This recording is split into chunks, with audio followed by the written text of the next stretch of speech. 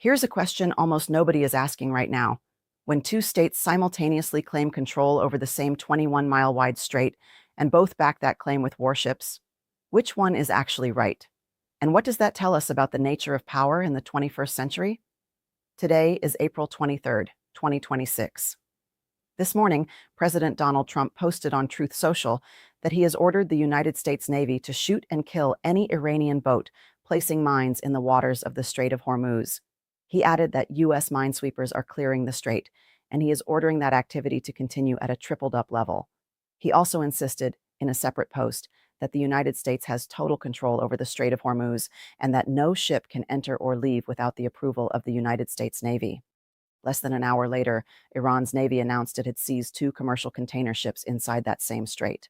The vessels, the MSC Francesca and the Epaminondas, were escorted to Iranian shores. Two powers, one narrow waterway, two simultaneous declarations of total control, both of them partially true and partially fiction. This is not simply a naval standoff.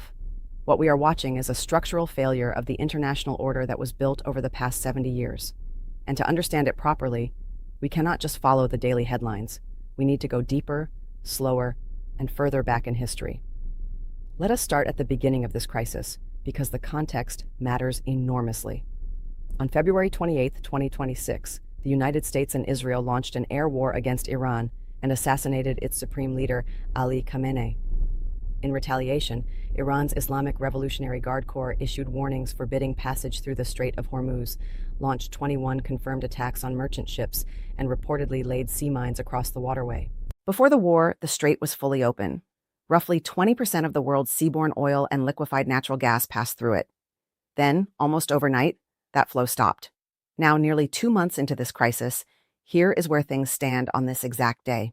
The U.S. Navy is running a blockade of Iranian ports, redirecting or seizing ships linked to Iranian oil exports. U.S. Central Command has already directed 31 vessels to turn around or return to port. Overnight, American forces boarded a sanctioned vessel in the Indian Ocean, the tanker called the Majestic X, which was carrying oil from Iran. Yesterday, Iran attacked 3 cargo ships in the strait and seized 2 of them. And this morning, Trump ordered his Navy to shoot Iranian mine-laying boats on site.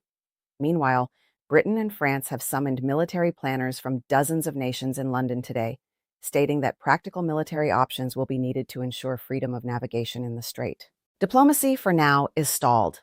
A second round of talks in Islamabad between the U.S. and Iran remains deeply uncertain. Iran has set the lifting of the American blockade as a precondition for resuming any negotiations. Trump extended a fragile ceasefire earlier this week, but kept the blockade fully in place. Let us pause here and go to the military and technical level of this situation, because there is a fundamental question that rarely gets asked in the noise of breaking news. Can force, in this specific context, actually produce a political result? The United States has destroyed what Trump calls Iran's regular naval fleet. He claims all 159 Iranian naval ships are at the bottom of the sea, and the conventional military balance is not in doubt. American naval and air power in the region is overwhelming. But here is the strategic paradox. The threat in the strait is not coming from Iran's destroyers or frigates. It is coming from small, fast attack boats, IRGC speedboats that lay mines, fire on tankers, and disappear back into shallow coastal waters.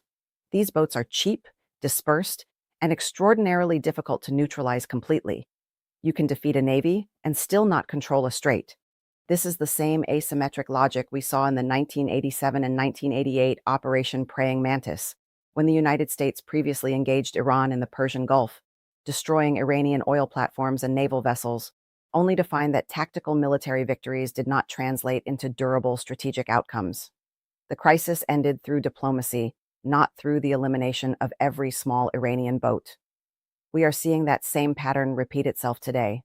Trump's order to shoot mine-laying boats is militarily rational, but it does not solve the underlying problem, which is political, not maritime. Demining the strait is itself a slow, dangerous process. The United States is using drones, robotic systems, and helicopters, but mine-clearing teams remain vulnerable to Iranian harassment. Analysts estimate it could take up to 6 months to fully clear the waterway, and that estimate assumes Iran stops laying new mines, which, as of this morning, it apparently has not.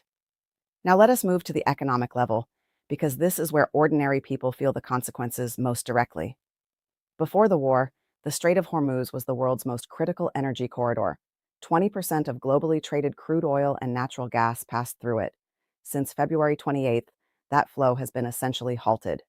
The International Energy Agency estimates supply disruptions of around 13 million barrels of crude, condensates, and natural gas liquids per day. The cumulative effect has already exceeded 500 million barrels of lost supply. Even if a deal is reached today, experts warn it could take months to claw back the supply lost during these weeks of closure. Brent crude this morning is trading near $104 a barrel. That is roughly a 40% increase from pre-war levels. American gasoline prices reached $4.03 per gallon this week. The U.S. Energy Secretary said that prices may not return below $3 per gallon until next year. But let us go one layer deeper, because the headline oil price is not the most important economic story here. The UN Development Program has warned that more than 30 million people worldwide will be pushed back into poverty by the war's economic effects, even if the conflict ends immediately. The agency cited spiking energy costs, disrupted fertilizer supplies, and falling remittances. This is not an abstraction. The spring planting season is underway right now across South Asia and parts of Africa. Fertilizer that normally transits through the Gulf is stuck. The IEA's head has warned that if fertilizer access is not restored, harvest yields in September and November will fall sharply. What we are talking about is a chain of consequences that does not appear in today's news cycle, but will reshape food security across the developing world over the next 12 months. There is also a paradox hiding inside the economic picture. Despite the war, despite the chaos, Iran's oil continues to flow, just not through the official channels. Maritime analytics firm Kepler reports that Iranian crude is still reaching China at roughly 985,000 barrels per day. Iran's Jask terminal, which bypasses the strait entirely and feeds directly into the Gulf of Oman, is currently holding an all-time high of 5.8 million barrels in storage. This is the quiet structural reality beneath the loud military theater. Iran has invested years in alternative export infrastructure precisely to survive scenarios like this one. Now let us zoom out to the geopolitical and systemic level. This is where the deeper shifts in global power become visible. Look at who is acting and how. The United Kingdom and France are today hosting military planners from dozens of countries in London to discuss practical military options for the Strait. India summoned Iran's ambassador after Iranian gunboats fired on 2 Indian-flagged vessels. India's Navy has deployed multiple warships to escort Indian commercial ships in the Gulf of Oman, while carefully avoiding any formal alignment with the U.S.-led operation. This is strategic autonomy in practice, and it is significant. Trump himself called on countries affected by the strait's closure to go there and take it, protect it, and use it for themselves. Read that statement carefully.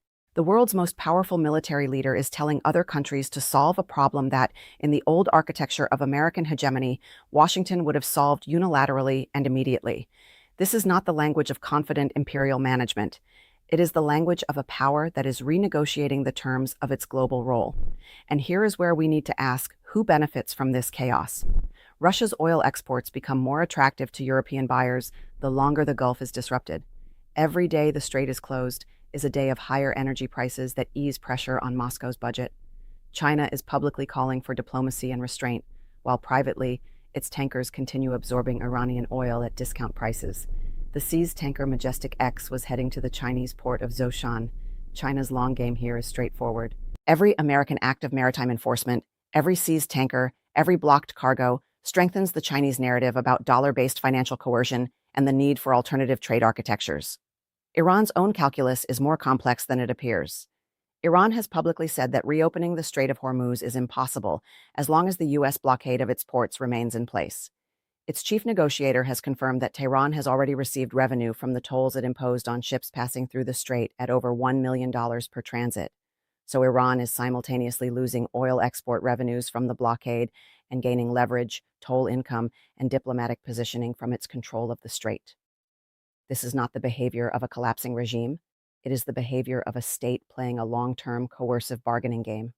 Let us now turn to the institutional level, because this crisis exposes something important and troubling about the machinery of international order.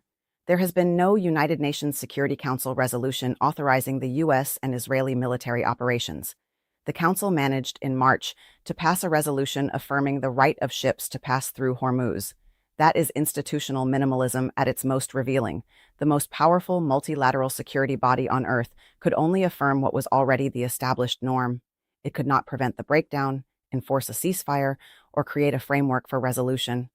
Diplomacy has been running through improvised channels. Pakistan brokered the first round of talks in Islamabad.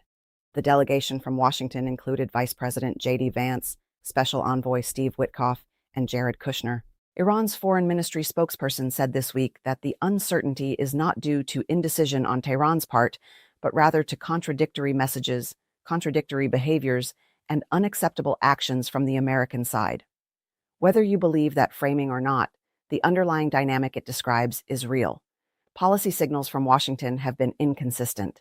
The ceasefire was extended by a social media post. Tankers have been seized in the same days that diplomatic contact was being announced.